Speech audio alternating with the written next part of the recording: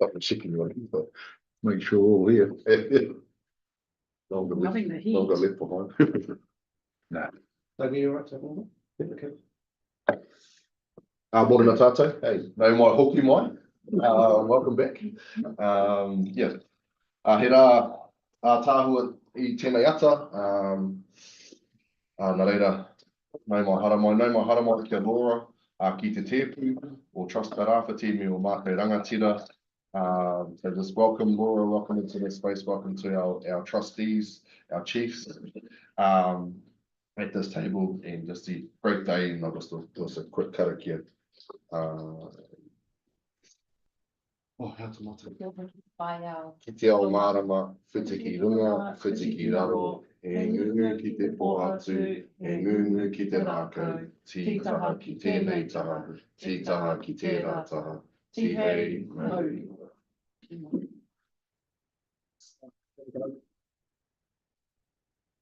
Thank you. Right, we haven't spent the last few hours together anyway. We'll kick into our hui, so we're into our open meeting.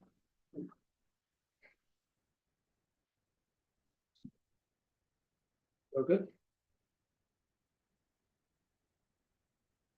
Okay, so apologies. We'll just register Warren as an apology. Derek and Eddie Rose will be here in half an hour. They just fill up at the park. Will there any other apologies to add in there? Well, with those by consent, we need to declaration of trustee and CEO interest. Take it as read. Are there any amendments or changes to those? Well, it's probably not worth it, but I will anyway. So you can take out Corson's and reference to family member working at the port. Just for the leaves the record. Yeah, and we'll put that on record as Doug John's last hui today.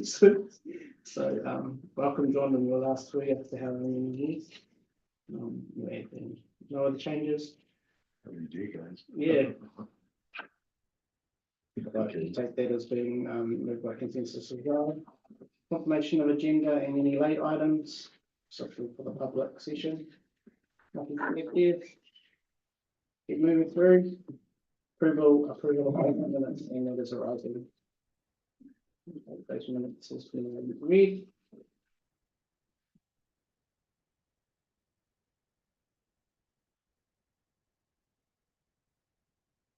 Any changes or adjustments or anything to the public minutes? Quite in depth with that presentation that you had to. At least the report of here, and I was looking at a big piece of work coming up to come to our table. There's no changes. Take those minutes as moved by consensus. Action register of the open on the public session. So Warren's not here just to talk around a bit that he's got there and So Warren and Shannon Dowsing just been communicating and engaging, and so they've been having a couple of catch-ups just to sort of work through what potential position might look like for the trust. So they're still work in progress. Okay, so that's noted. Nothing else with action register. Okay, it's been to by consensus and strategy and decision making. So just roll into the presentation. Yeah, go for it. So yeah, just this is part of obviously one of the bigger investments that the trust has made in recent years around school pools. So this is part of wrapping up and feeding back the trustees what has been achieved. And so Sarah Homer and Ordine have been across this project, but Sarah is going to share with us the detail of the project. We've got a bit of a video actually, which probably really captures the sort of heart and mind and the sentiment of this project. So anyway, I'll hand over to Sarah. She's been a great job. Good morning. I'm finally excited to stand in front of you. Something that is really kind of uplifting and positive instead of asking you for money all the time. I'll do that this afternoon. Yeah, I mean, I can't leave empty-handed. Totally, it's me too well. But yeah, this is about the school pools. And yeah, first I just want to say, before we start, I just want to say thank you to you guys that were around this table when this decision was made about 14 months ago. So David, John, Riette, Lauren, is Lauren online? No. And Ron.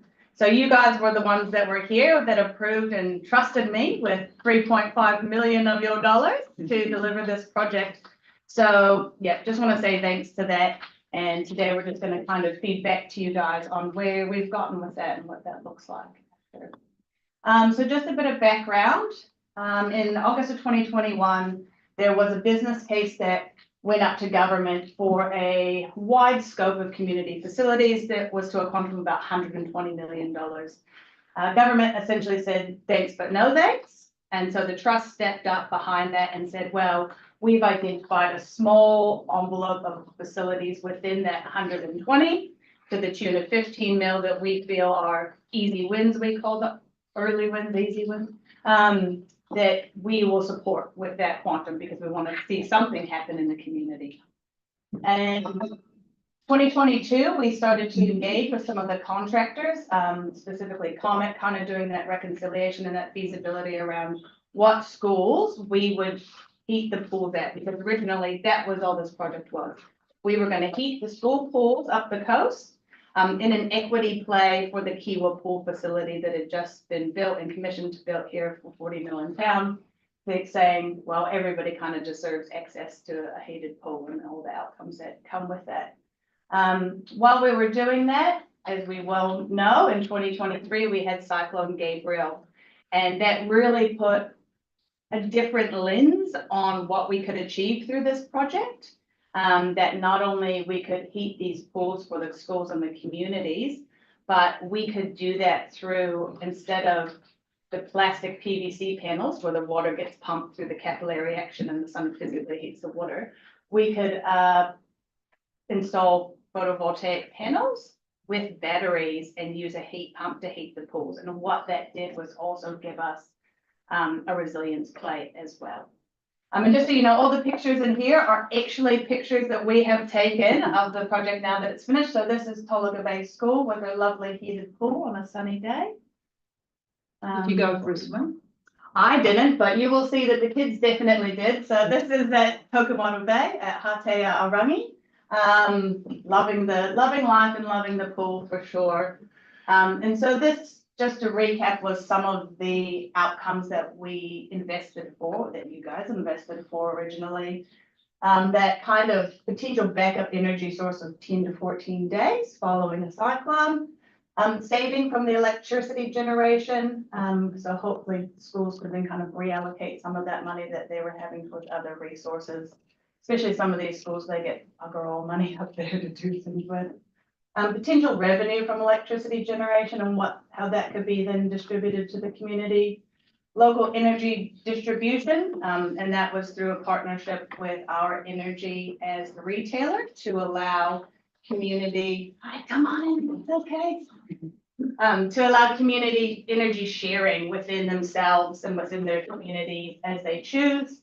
And then again, the further kind of energy education that comes along with that for students in community, and then the potential electrification of vehicles. We did this under our strategic lever of the Mahi Kaitiaki, so that renewable and distributed energy. And again, it was also on the back of the network sale, because when you guys did the rounds around that, there was a lot of promises, I guess, that were made that we're going to sell this, but we're going to kind of invest heavily in this renewable energy space. So this really kind of allowed us to deliver on that kaupapa and that korero that we were having with those communities. So how do we go? Right. So we installed 928 PV panels amongst all 4 of the school sites. So that's a total of 419 kilowatts of power.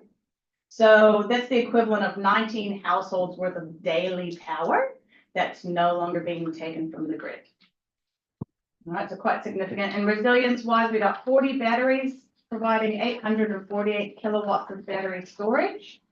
And here's a little quote from the principal at Tairāwhiti, just to kind of show you that we are still kind of on this learning journey, but we all also are already kind of seeing the outcomes that we invested for.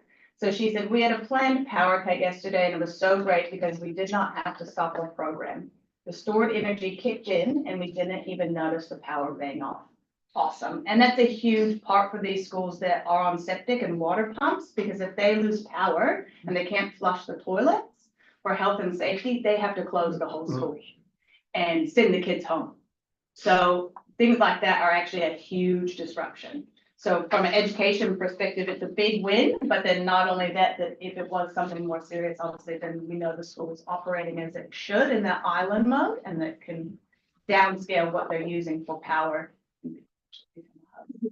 Energy monitoring and load management. So we put in 115 wireless heat pump controllers. They just get installed up next to the heat pump. And what that does is it allows you to kind of remotely control when it's on and the schedule that it's on and kind of what it's using for energy, which is a huge part of being on solar. It's not just making energy, not being on the grid, it's how you're using that energy and when you're using that energy. So that load management piece, it's been important. And so that also was from Blackcurrant, and that came with some software on the back end that really allows them to have it all centralized. Blackcurrant came, worked with the schools around what schedules they wanted, how they wanted to group their heat pumps, which are the biggest kind of energy user that they have. And then for pool heating and repairs, we put in 4 heat pumps, so 1 at each school, 4 commercial grade pool covers. And we ended up having to do 3 filter upgrades. So 3 of the pools, a lot of the pools were a bit worse for wear, as it turns out. So, but it was good that we were able to kind of deliver fully on that promise to them. And so we did also end up doing extensive pool repairs at 2 of the schools, which is Ririkohu and Tairāwhiti, which is still in the pipe. So their pool hasn't been functional. And also at Tairāwhiti and Tukumoto Bay. But that did see some of the schools, specifically Ririkohu, come to the table with co-funding. So it's been good. I'll get to that as well. We've attracted some more co-funding as well. So this project has seen a lot of partnership, a lot of collaboration, even with organizations that we wouldn't normally see, like MOE go, we don't have any money. Yeah. We're not interested. But they really kind of sat up and saw the benefit of this. So we were meeting with them, or the project management team was meeting with them kind of fortnightly as well, just to make sure that things were progressing as they should. And then heated pool care training. So all the schools will do a workshop before they kick off the swim season in October 2025. This is through Kiwa Pools. And then they're each do an individual school session to kind of get their bespoke documents and things that they need, because this is the thing, a heated pool is much different than a cold pool, and we did see that. Good old Tairāwhiti didn't realize they needed to put more chemicals in and their pool turned green right before their swimming was about to kick off. But so yeah, it's been a learning journey, but oh, did we go too far? Yeah. So right, dollars and cents. It's amazing how you make it a lot smaller. I mean, Just see the reach. that's a good, there's too many zeros up there though.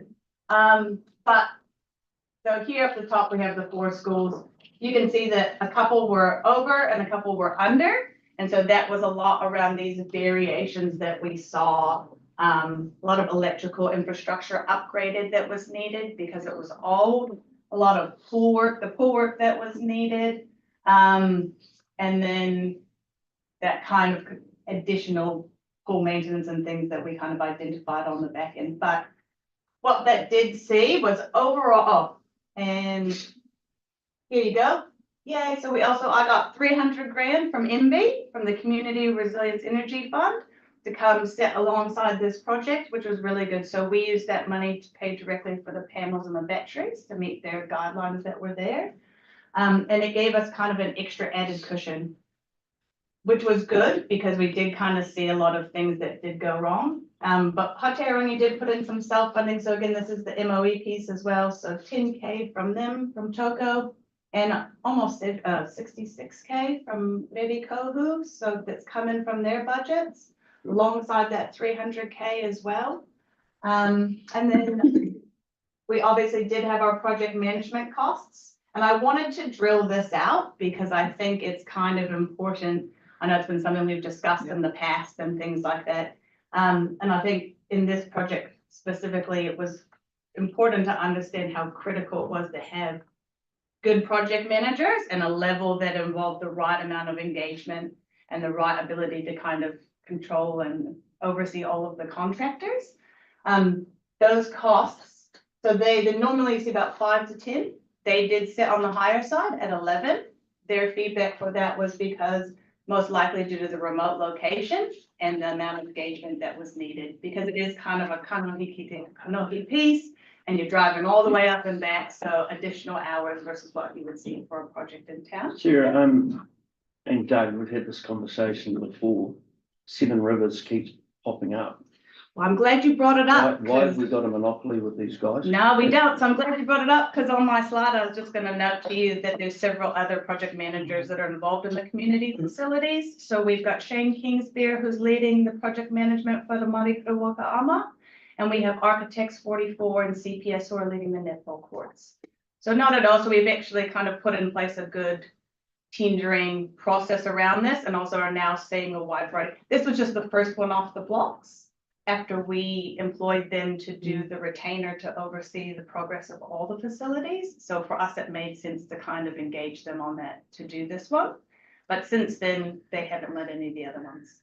They still got the retainer. Is that over the 15 mil spend? They had oversight over. No, it's just, when we made that commitment, what we saw was a bit of stalling essentially to get the projects off the ground.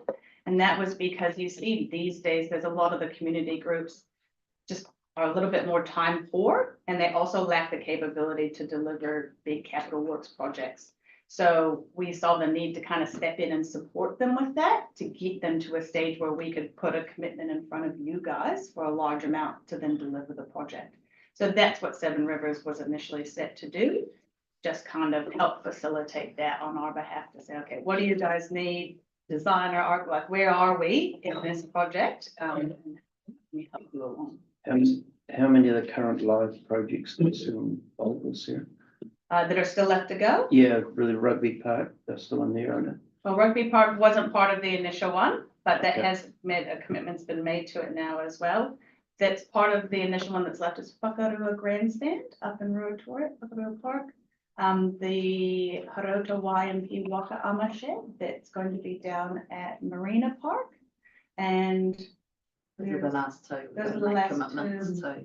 But their project management role has more been a supporting role to us to oversee project management.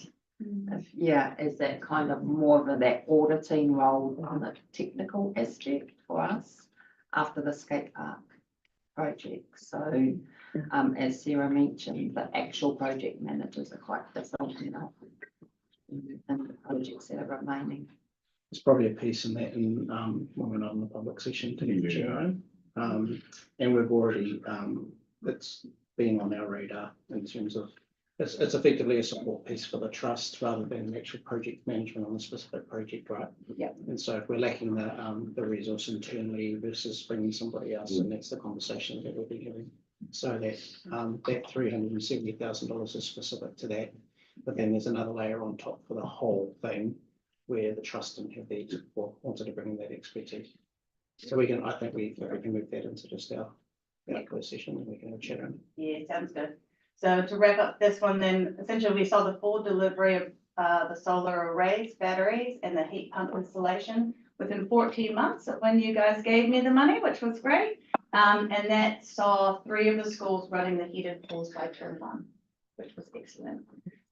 So yeah, on time, on budget, because miracles do happen, but with a good project manager and with some co-funding as well.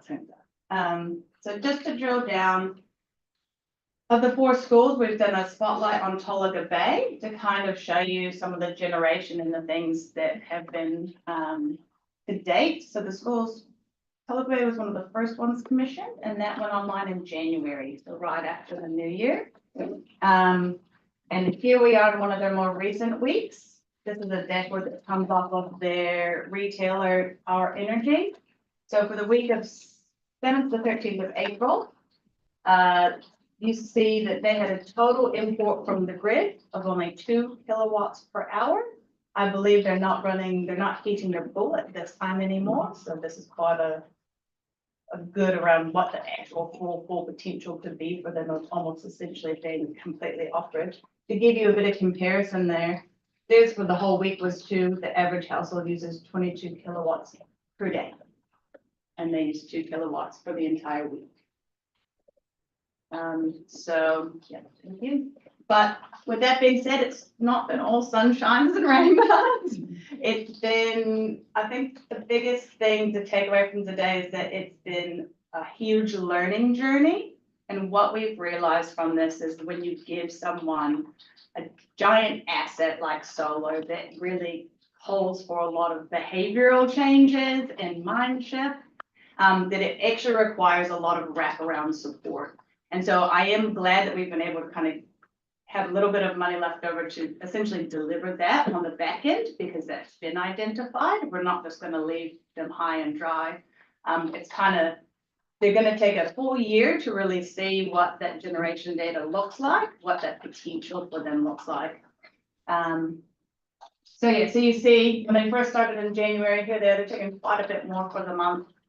And then they're still exporting some. Here's where they kind of kick the pool on all term. Kids are going full tilt, also like not really knowing what they're doing and how to manage this thing at all. And then in March, you can start to see that you get a bit of those behavior changes in those shifts. And okay, wow, it's much different than when we just flip the switch on and pull from the grid and it's just there on demand. So yeah, we see those changes over the period of time, what indicates learning's happening, and how they're going to get the most value out of the combination of the new assets. Obviously, provision of the heated pool, we did see that it used quite a bit of power, which is, I guess, to be expected. But again, it's for something for them that once they have that year, they can kind of think about how they'll manage that against, essentially here, they were heating the pool. They still had, so that bill, that import was still about half of their normal one. So put it that way, they're heating a giant pool at Tolga, which is a massive pool you saw in the first picture. Heating a giant pool, which they weren't doing before, and their power bill was still half. So it's still a lot of benefit and a lot of gain, even though you're not saying nothing compared to what I showed you before. So again, it's kind of putting those right perspective on things and playing that back to the school so that they can learn as well and understand how it all plugs together. So that the Zero total those. import is all electricity for the whole school, For the month, yeah. not just the pool. No. Whole school. Sarah, the schools sharing across themselves, the learnings that you're doing? Yeah, so this knowledge building and support piece that we've identified that needs to happen, I'll drill down into later. We've hooked up with Arena, who's doing that for Mariah as well. And we're gonna exactly get them to come to the workshops with them. So exactly that they can kind of act as a solar village, if you will, and rely on each other. And also for someone who's at a different point in the journey than the Marae as well, who are kind of at the start, and then you've got someone else who's at the end as well. Because I will say by the end, there was definitely fatigue across the schools. They were tired. They didn't want to hear from us again for a little while. You know, they were like, oh, not again. I just want to ask about ECA, because we had a national school solar heating pools project. Did you engage with ECA around funding or information or? Yeah, so the CREF funding originally came from MB, but now that's ECA. So yeah, they're fully aware of what we're doing, but they didn't. Different, Yeah, yeah. no, I didn't hear about that one. They didn't bring it to my attention. Yeah, it's hard. It's just hard to join the dots in this country. We're a big country, and when there's money available in Wellington, sometimes you just don't find out about it. Yeah. So I think that's one of the reasons I'm on the board, is to try and connect those dots and make those opportunities. Yeah. And so it's a good opportunity to look at that going forward. So while we may have missed out on some ECA funding here, we won't have missed out on some ECA help for the learning part, and potentially some funding for the learning part as well. So they will have existing training materials and learnings and things like that could be used here, and personnel. But there also could be some funding to help you do a learning piece that can then be shared with other parts of the country as well. So Yeah. what they're trying to achieve is obviously that energy efficiency agency. But just to help everybody learn from each other, which I think is what we need to do as well. Yeah, and which I think we're finding is the best way to do Yes. it. You know, the And- people and, don't reinvent the You wheel. know, the practical learnings, and some of those learnings are, our alarm keeps going off, how do I turn the alarm off? So it's really quite basic stuff. Extra way. That's no perfect. Let's connect afterwards so I can learn, get that contact from you. Sarah, just question, sorry, I'm going back to the previous slide where you had the kilowatts.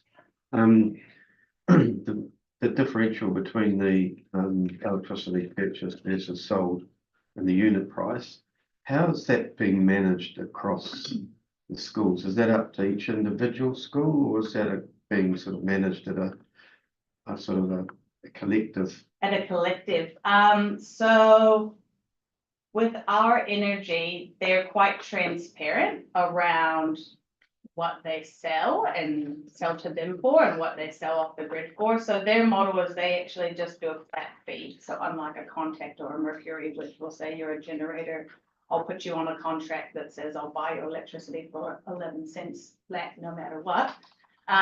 They kind of allow them to look through a bit more, kind of run those peak and prices, and then they just charge a flat fee for their retail service, which is $1,000 a year or something. It's very reasonable. And then they allow, part of why we partnered with them was not only for them to be able to sell into the wholesale market on the grid, but ultimately the goal is once they understand their full generation profile over 12 months, they won't hopefully be as likely to sell back into the grid, and instead they'll share that energy with their neighbor down the road because they have that ability with our energy as a retailer.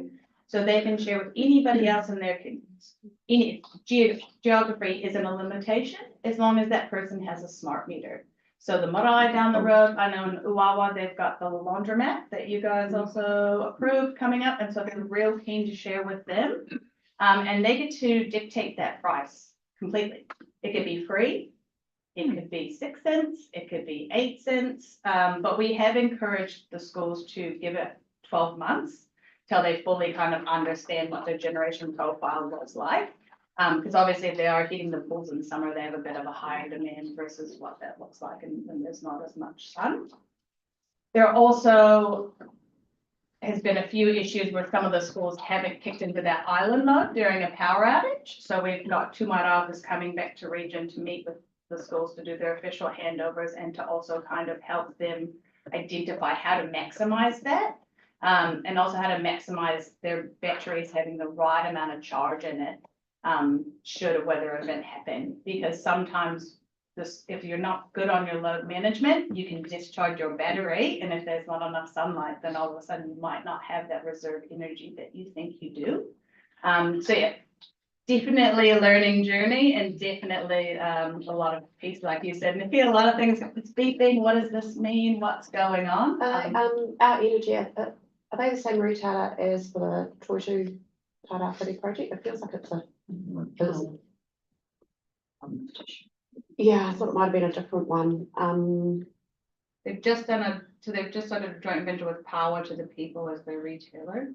And then they kind of run that energy sharing platform that goes inside it. Yeah, they're an aggregator, so they can have different retailers under them, but it would be interesting to have a look at that because the other one where we've got EastLab Network acting as the aggregator, that's a different party again. Yeah, that's So- up in Tairāwhiti. Yes, it's out of order.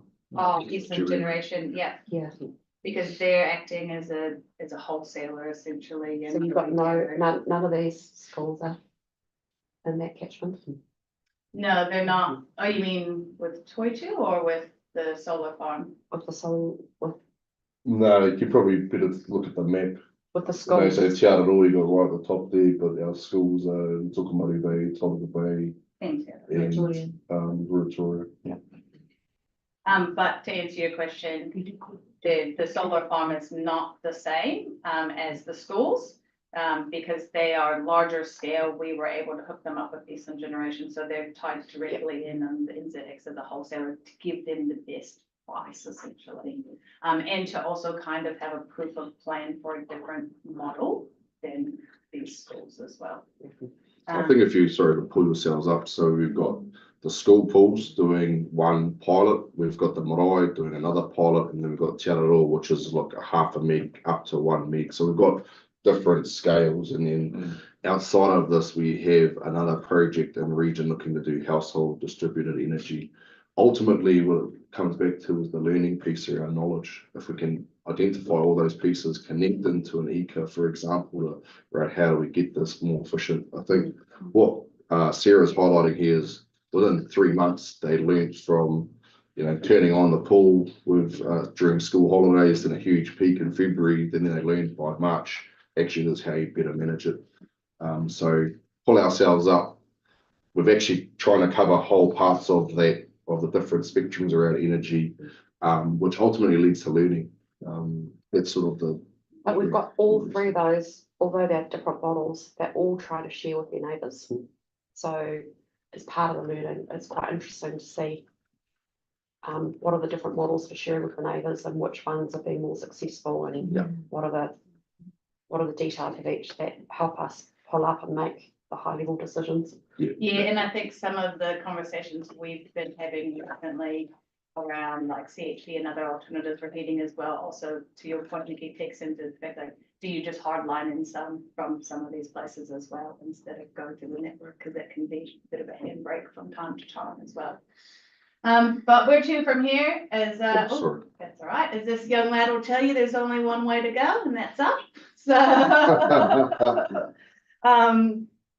So like I said, it's been advantageous kind of having MB/ECA and the schools come to the party with some funding as well, which has left us with some putia left in the pot, which is good because we've realized that we're not done yet by any means. We're gonna, and like I said, if we can get some funding from ECA or whatever that is to really make sure we help the schools kind of be those solar ambassadors for the communities and the marae and everyone else who are doing projects around there. Because it comes with an entirely new way of thinking. And then as well, potentially looking at some solar energy curriculum in the schools, like so for the kids, they've got this great, amazing new asset on their roof. How do we kind of teach them what it does and what it's about? And then in turn, they go home and tell their parents or other people in the community as well. So, and then the peak utilization, like we said, that kind of 12 months, maximizing that capability.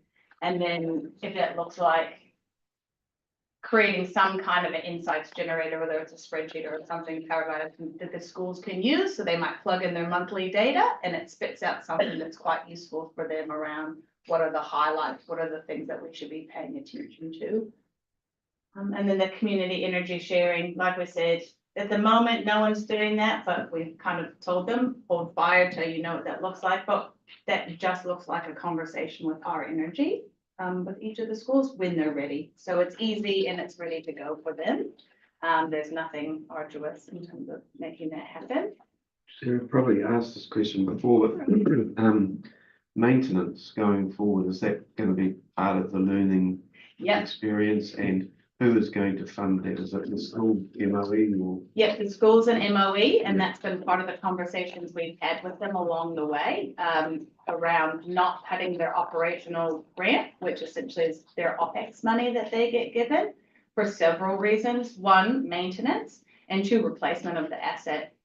We've paid for the asset, but the schools are going to need to look to replace it in 25 years time or 10, 15 years time for an inverter and what that looks like for them. So if MOE comes and rips the rug out from underneath them, they won't be able to do that, which isn't helpful for anyone. And they've agreed they won't do that. I think ECA is working with MOE as well on some of their other ones to really kind of keep that in writing that they won't be doing that as well also.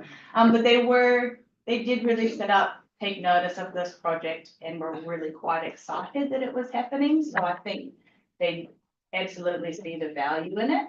And it was good to have them alongside. So they weren't just a silent partner who weren't aware. And what most people do is they bank the energy savings. So I guess, I don't know if that's what you mean by ripping the rug out of them.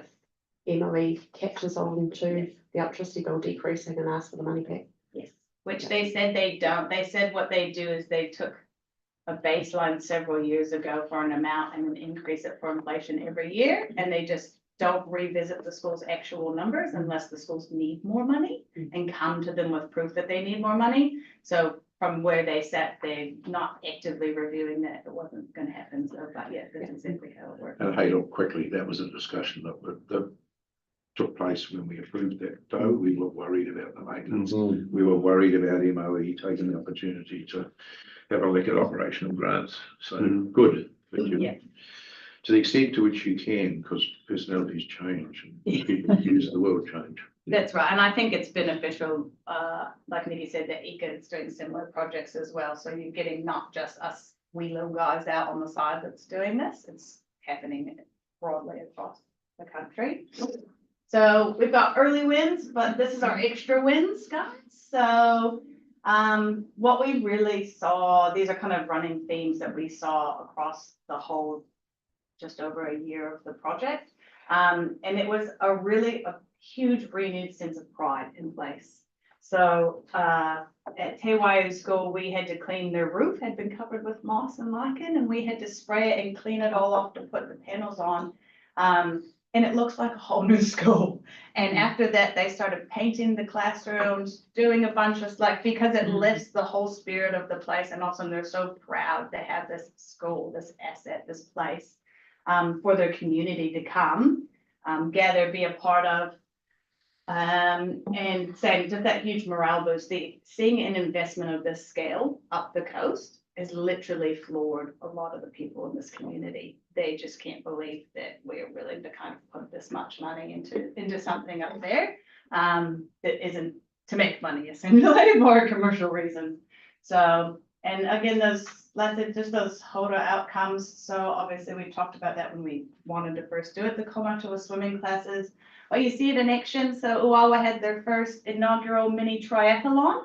It was open to everybody in the community. So the nans, the kids, everybody else. And the community is already kind of crying out to want to do another one before Christmas and do one every year. And so that, again, just to create an asset that the community as a whole can gather around, be healthy, swim, all these kind of things is exactly usually why we did this. So here.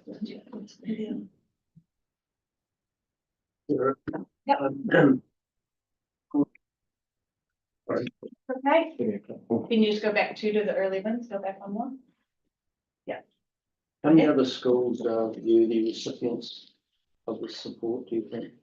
How many schools did we do, or how many So, are worthy? yeah, how many schools did we do and how many others are out there do you think similar?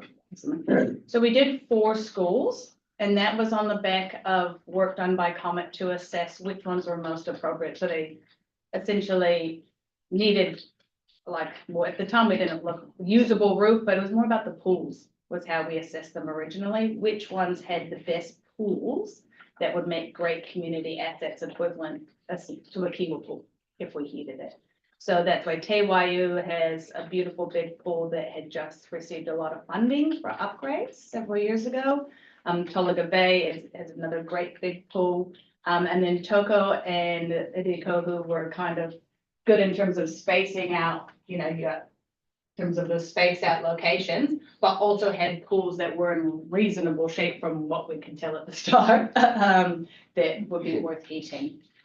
Because not all the pools, none of the schools have a pool. There were 2 others scoped, but because we had kind of made a decision on how we could equitably spread them, the other 2 kind of depart for this stage. But yeah, so there's potential. And there's potential to look at it more just from a solar resilience play, and maybe not even just a school, not for heating the pool as well. So like at Tairāwhiti or. Yep, so take it out and got panels. I mean. Yep. Not the city schools, but. Yep, and there are a few that have received craft funding as well, or panels, Tairāwhiti school being one. So we helped them through the relationship we formed with Indy and Econ craft funding. We helped kind of get the contracts out for some of those schools as well. So they've been done. They've been done. haven't they? Yeah, oh, yep, we've been helping with that. Their pools been scoped too. Mm. Yeah, so. I think if you overlay this with the Marae projects, that again, this, that's where you start getting that geographic spread of this resilience. And like, that's sort of how we're treating it as it's quite a significant pilot, but ultimately we're taking a whole lot of learnings, even the one up in Te Aroha, it's a larger scale again, but if you could have a couple of those, for example, spread out across the coast and into Manatuki, Muriwa, those areas, we see a really strong resilience play not long after a cyclone. So Yeah, 'cause that was the question, what's the best way to do it? Is it small residential? Is it community facilities? Is it semi-commercial scale, megawatt and above? And those were the questions we were asking ourselves a year and a half ago after the cyclone, but didn't have the answers. So that is why we've kind of committed to the projects that we have committed, so that we, essentially get a wide breadth, can understand the data and the learnings from each and say, okay, which one is actually best for our region and which ones are the ones we want to do more of moving forward. I think there's other people in the community as well who are looking at it. So I think it's a good example for other people who aren't trust actually to be looking and getting that learnings, because there'll be other people that want to invest in a similar way. But there's a bespoke way that you can create renewable energy that creates resilience for people. You'll see a lot more of people in the community, whether they're part of the school, part of Marae, and joining them too. So are we presenting that to the community as an opportunity, hey guys, we know that this has been done? yeah, I think we want to, at least at the AGM, we want to be able to share this story, and probably the video that we're just about to watch. Just a bit of a hero piece for the year, like it's pretty significant. The Tairāwhiti project, I'm quite blown away by that, because one of the things they're doing there is bulk procurement, and so they're getting solar panels for half the price that an ordinary person would if they went to our presentation and said, I want to do this at home. Yeah, so they're using the learnings from this to inform that project. Yeah, They so wanted to do so you it. keep building and building and building. Yeah. And that's an example that Dave was just talking about, right? So we don't have to lead the 5,000 homes distribution. If Toitu wanted to do that, that's cool. We're happy to share all the information so that they get a leg up. That's sort of how we've been thinking about that particularly. Just maybe it's the commercial part of me, but just in the end, how do we objectively measure our success? Well, I say our success, but the success of this, and if it goes wider, how do we measure that? How will we measure that? 2.5% return on investment. I want to avoid saying something like that. But you know what I mean? This is great. It's a great story. And I'm not criticizing it at all, but you can't. But then we need to be sure. I think that 12-month data analysis that we'll do will really kind of paint that numbers picture Will help for us with that. Will help us with that to say, oh, the schools, created this much energy, saved this much. Yeah. Therefore they would have the ability to replace the asset in X amount of years just from their savings alone. Yeah. From the It's saved them this much money. They've funded this. These other community electricity users, etc., etc. Yeah. And then the other pieces are going to be measured, like you'll see in the video, through I think testimonies of people. Testimonies that we see, like having the principal of Toko email me, oh my gosh, the school didn't shut down and we just carried on and it was so great, and and the this kind of stuff. These are the things that we're gonna see that really Real life. give paramount to those other outcomes that maybe aren't just Ron, you need something in your algorithm in your brain that's not about Not money. accounting. It's not- We all heard that. We need to monetize. There's a conversation coming. So there's a conversation coming later on this morning, which will, Also, so ECA and MB have, as part of the way that they work, they do a strategic case for why they would invest in a program like this at the start. Then they do the work, and then 12 months later, once they've got the data, they do an ROI assessment, and they get all those numbers, which you can just pick up and use. So you don't need to duplicate that, which is quite useful. Because that's the story that we all want to know, so that we know that this is worked. Yeah. Yes. Yeah. Cool. All right, time for video, eh? Yeah. Yep.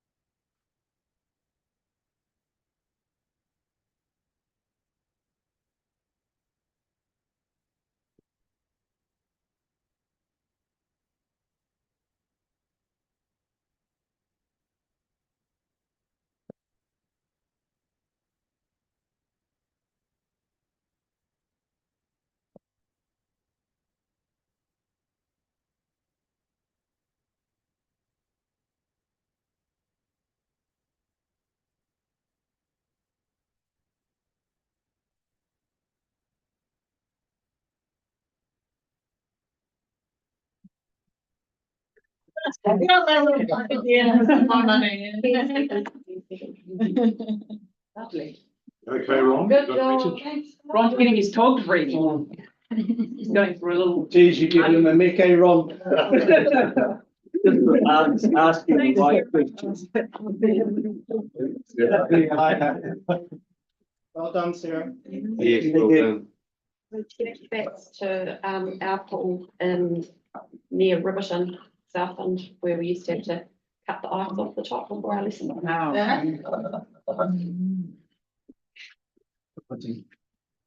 Good, so that's the end of our, public open session. Things, put into that, or if not, we'll close the meeting off. Come on, we need a mover in a second for that one. Yeah. Please. Move ahead. John, second. Carrie, loads up. Get your name on there last time, John, and see as many times.